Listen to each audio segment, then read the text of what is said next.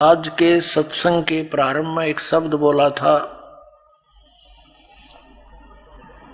कि 21 ब्रह्मांड में इस दास के अतिरिक्त वर्तमान में किसी के पास भी सत्संग नहीं है, यथार्थ ज्ञान नहीं है। अब जिसका खामियाना पूरा मानव समाज भुगत रहा है, शास्त्र विधि को त्याग कर मनमानी पूजाएं करके इनकी कैसी बुरी हाल हो रहा है।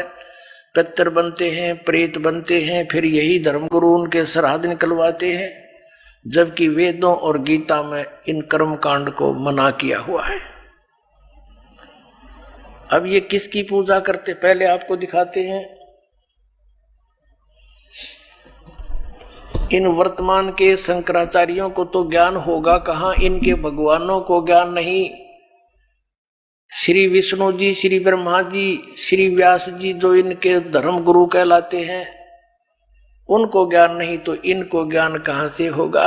इनके पास सत्संग कहाँ से होगा? कोरा अज्ञान, शास्त्र विरुद्ध ज्ञान सुना रहे हैं। देखिएगा, श्रीमद् देवी भागवत सचित्र मोटा टाइप, गीता प्रेस गोरखपुर से प्रकाशित है। संपादक हनुमान प्रसाद पोदार चिमन लाल गोस्वामी, प्रकाशक एवं मुद्रक हैं गीता प्रेस गोरखपुर, गोविंद भवन कार्यालय कोलकाता का संस्थान। इसके देखिएगा 28 पृष्ठ पे।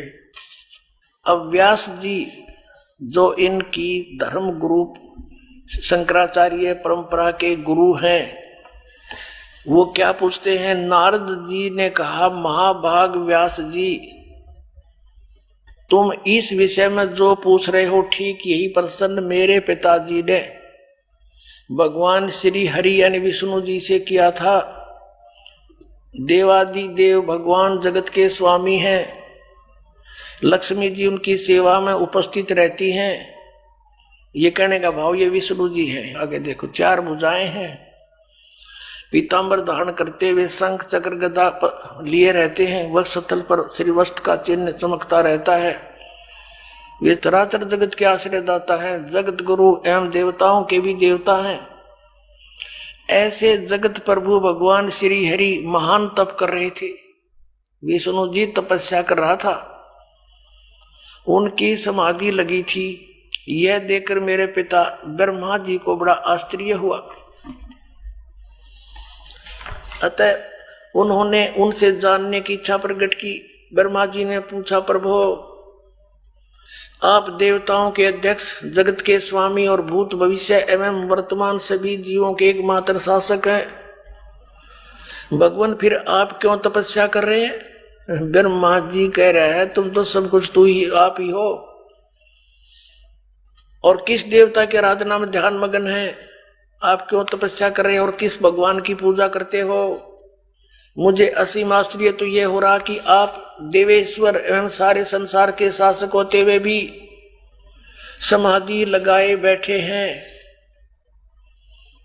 अपने आत्माओं, ब्रह्मा जी के ये विनीत वचन सुनकर भगवान श्री हरि, श्री विष्णु जी फिर न्यों बोले।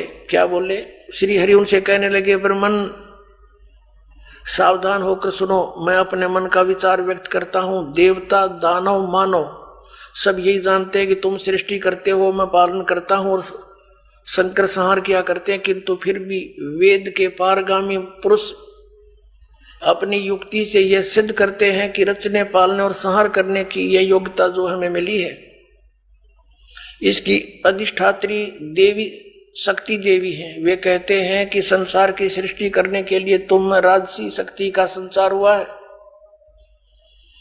और मुझे सात्विक शक्ति मिली है, और उधर में तामसी शक्ति का आविर्भाव हुआ है।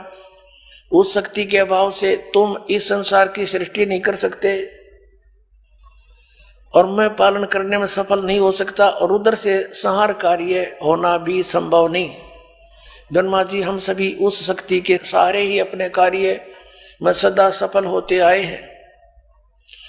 सुवर्त प्रत्यक्ष और प्रोक्ष दोनों उदाहरण मैं तुम्हारे सामने रखता हूं, सुनो।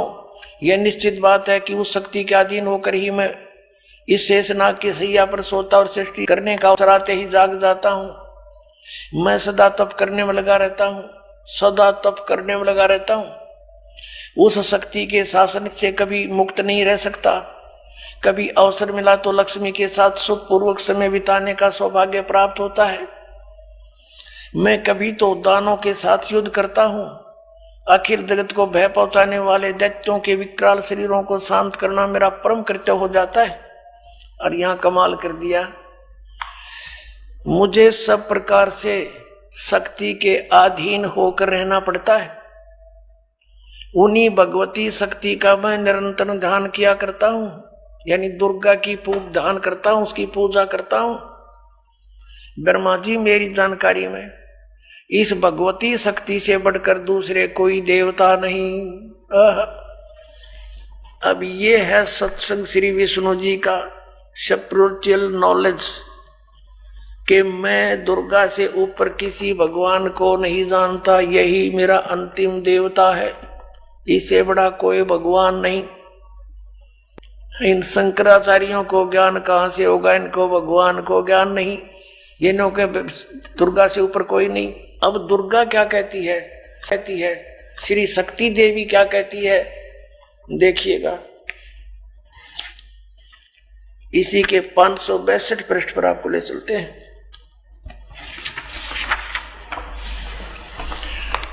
वो अपना पहला सकंद पढ़ा था, अब ये 7वां सकंद है। संक्षिप्त श्री देवी भागवत 562 पृष्ठ पे, यहां देखिएगा। अब देवी के द्वारा हिमालय को ज्ञानोपदेश, ब्रह्म स्वरूप का वर्णन। श्री देवी जी कहने लगी, पर्वतराज, अब देवी जी पहले तो अपने विषय में बताती है कि तुमने डरे रोने हैं तो मेरी पूजा कर लो, लेकिन उस ब्रह्म का क्या स्वरूप है यह बतलाया जाता है, जो प्रकाश रूप सबके अत्यंत समीप में स्थित, हृदय रूप गुहा में स्थित होने के कारण गुहाचर नाम से प्रसिद्ध है और महान पद अर्थात परम प्राप्य है। वह समस्त प्रजा के ज्ञान से परे है, अर्थात किसी की बुद्धि मानने वाला नहीं है, यह तुम जानो। जो ब्रह्म प्रकाश रूप है, जो सूक्ष्म से भी अत्यंत सूक्ष्म है, जिसमें संपूर्ण लोक और उन लोकों में निवास करने वाले प्राणी स्थित हैं, वह यह अक्षर ब्रह्म है।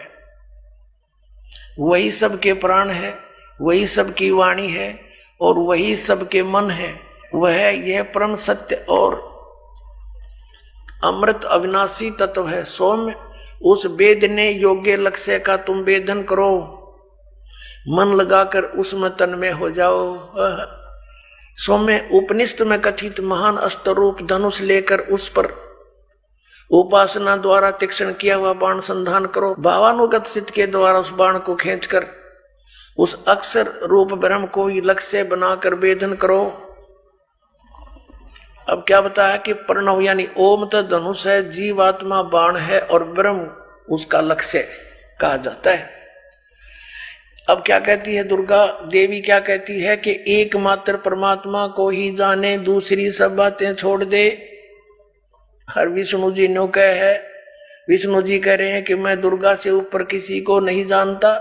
अब यहां देवी जी कह रही है, श्री दुर्गा जी कह रही है कि एकमात्र ब्रह्म को जानो और सब बातों को छोड़ दो। अपनी पूजा को भी कहती है कि नहीं, ये भी मत करो, केवल एक उस ब्रह्म की पूजा करो। देखना, उस एकमात्र परमात्मा को ही जाने, दूसरी सब बातों को छोड़ दे।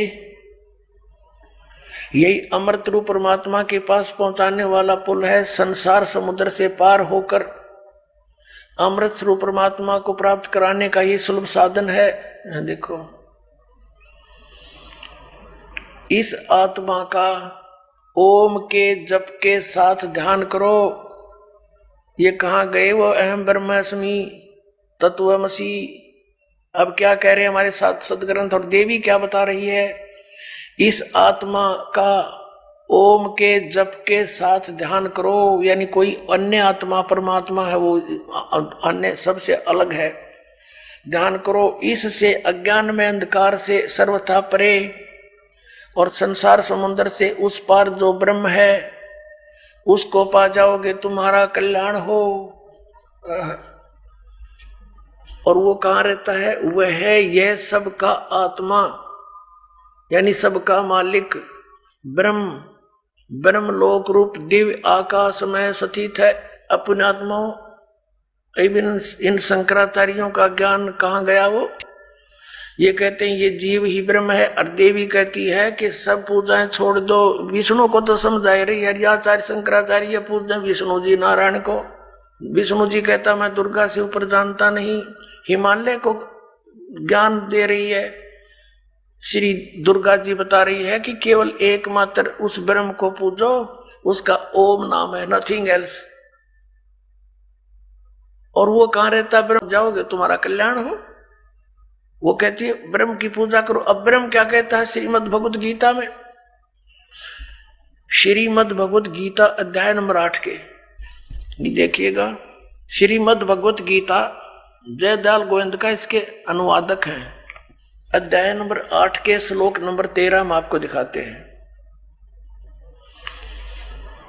ये क्या बताता है 13वें श्लोक में? ओम इति एकाक्षरम ब्रह्म व्यवहारन माम अनुसमरण ये प्रयाति तजंदेहम स याति परमाम गतिम।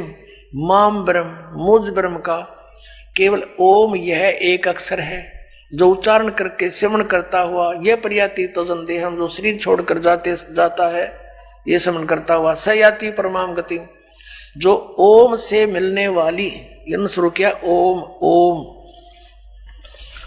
यह इनका अनुवाद है। यह एक अक्षर रूप ब्रह्म को उच्चारण करता हुआ, अक्षर रूप ब्रह्म को नहीं। ये को कहता माम ब्रह्म, मुझ ब्रह्म का केवल एक ओम अक्षर है, नथिंग एल्स। निचिंतन करता हुआ शरीर त्याग कर जाता हुआ पुरुष परम गति को प्राप्त होता है। यानी ओम से होने वाली जो परम गति है, ये ओम। और इन्होंने इस ओम को ऐसे लिखा अनुवाद में, ओम ओम, ये समझो चाहिए, समझो। अब ये तो है, कहता है मेरी साधना करनी है मुझ ब्रह्म की, तो मेरा एक ओम मंत्र है। फिर इसने 70वें अध्याय के 23वें श्लोक में कहा कि सच्चिदानंद घन ब्रह्म, उस सच्चिदानंद घन ब्रह्म की साधना करने से तेरा पूर्ण मोक्ष होगा। फिर वहां पहुंच जाएगा जहां जाने के बाद लौटकर साधक फिर कभी संसार में नहीं आते। अपनी स्थिति को गीता ज्ञानदाता कहता है मेरी स्थिति तो नाशवान है, मैं भी जन्म मृत्यु के अंदर हूं और तू भी अर्जुन। देखिएगा अध्याय नंबर 2 का, अब श्लोक नंबर 12 देखो। अध्याय नंबर 2 और श्लोक नंबर 12। न तो ऐसा ही है कि मैं किसी काल में नहीं था, अथवा तू नहीं था, अथवा ये राजा लोग नहीं थे, और न ऐसा ही है कि इससे आगे हम सब नहीं रहेंगे। हो गया स्पष्ट कि गीता ज्ञान दाता कह रहा है कि मैं भी जन्म मृत्यु होती है, पहले भी थे तू और मैं, आगे भी होंगे। और ये ना सोच के हम वर्तमान में ही, आगे देखना चौथे जाएंगे अध्याय नंबर 4 और श्लोक नंबर ये 5 है। यहां इसकी संस्कृत है, यहां इसका अनुवाद है। ये प्रणतम अर्जुन, मेरे और तेरे बहुत से जन्म हो चुके हैं, उन सबको तू नहीं जानता, मैं जानता हूं, मैं जानता हूं। और फिर 9 में क्या कहा है? अध्याय नंबर 4 का श्लोक नंबर 9 में, हे अर्जुन मेरे जन्म और कर्म दिव्य हैं, अलौकिक